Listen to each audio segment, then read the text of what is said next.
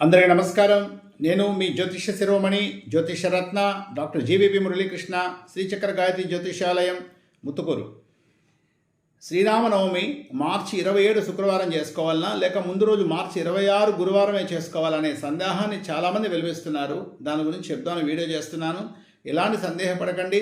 శ్రీరామనవమి మార్చి 27వ తేదీ శుక్రవారమే చేసుకోవాలి. మామూలుగా అయితే ప్రమాణం ఏంటంటే నవమి గడియలు మధ్యాహ్న వ్యాప్తిలో ఉండాలి.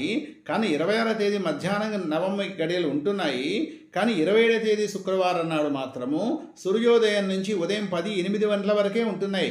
అయినప్పటికీ ముందు రోజు శుక్రవారం నాడు మనకు శాస్త్ర ప్రమాణం ఏం చెప్పారు? అష్టమి విద్యతో కూడినటువంటి రాముల వారి జన్మ నక్షత్ర పునర్వసు కలిసి ఉండకూడదు. ఆ రోజు 26వ తేదీ మీకు గురువారం అయితే ఏమవుతుందంటే ఉదయం అష్టమి తేదీ ఉంటుంది సూర్యోదయంతో, అదేవిధంగా సాయంత్రం 4 గంటల 3 నిమిషాలకు పునర్వసు వస్తుంది. ఆ కాంబినేషన్లో చేయకూడదు. మరి ఎప్పుడు చేయాలి? 27వ తేదీ శుక్రవారం అయితే మధ్యాహ్న వ్యాప్తిలో లేనప్పటికీ కనీసం 3 ముహూర్తాల కాలం ఉంటే చాలు నవమి గడియలు అని చెప్పారు ప్రమాణంలో. అంటే కనీసం 2.5 hours ఉంటే చాలు. సూర్యోదయం నుంచి ఉదయం 10 గంటల 8 నిమిషాల వరకు నవమి గడియలు ఉన్నాయి. పునర్వసు నక్షత్రం జన్మ నక్షత్రం రాములవారి నక్షత్రం కూడా ఉంది.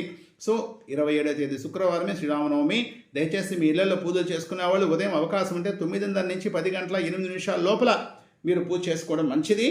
కొందరు మండపాల్లో పటాలు పెట్టేవాళ్ళు, కొందరు ఊరు వాడల్లో పటాలు పెట్టిన వాళ్ళు మాత్రము మా కర్కాటక లగ్నమే కావాలంటారు. అలాంటి వాళ్ళు నవమి గడి లేకపోయినా పునర్వసు నక్షత్రం ఉంది కాబట్టి ఆ రోజు మధ్యాహ్నం 1:55 నుంచి పెట్టుకోవడం అనేది మంచిది. కనీసం అవకాశం ఉంటే 1:35 నుంచైనా మధ్యాహ్నం మీరు పెట్టుకోవచ్చు. అది చేయండి. ఇకపోతే ఇంట్లో చేసే పూజలో రాముల వారికి ఏం చెప్పారు? తులసితో పూజ చేయమన్నారు. సీతమ్మ వారికి అయితే మాత్రము మనకు మారేడు ఆకులు తీసుకొచ్చి పూజ చేయమన్నారు. ఆంజనేయ స్వామికి తమలపాకులతో పూజ చేయమన్నారు. ఇలా అందరూ పూజ ఆచరించండి. మనసారా రాముల వారిని ధ్యానించండి. ఆ రోజు పూజ అయిన తర్వాత మీరు ఏం చేయాలంటే రాముల వారికి చక్కెర పొంగల్ నివేదన పెడితే మంచిది. కొబ్బరికాయ కొట్టి పానకము వడపప్పు అన్నీ పెట్టి వచ్చే వాళ్ళందరికీ ఇవ్వండి. విసనకర్రలు కొని మరీ పూజలో పెట్టి పేదవాళ్ళందరికీ విసనకర్రలు ఇవ్వండి. చాలా మంచిది. అందరూ గుర్తుపెట్టుకోండి. ఓం శ్రీరామ జయ రామ జయ జయ రామ అనే మంత్రాన్ని బాగా పఠించండి. ఆ రోజు కనీసం 108 సార్లు చేయండి. మంచి శక్తి వస్తుంది. ఆదిత్య హృదయం పారాయణం చేయండి. చాలా మంచి ఫలితం వస్తుంది.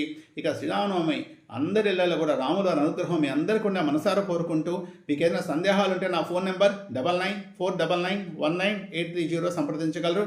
నమస్కారం.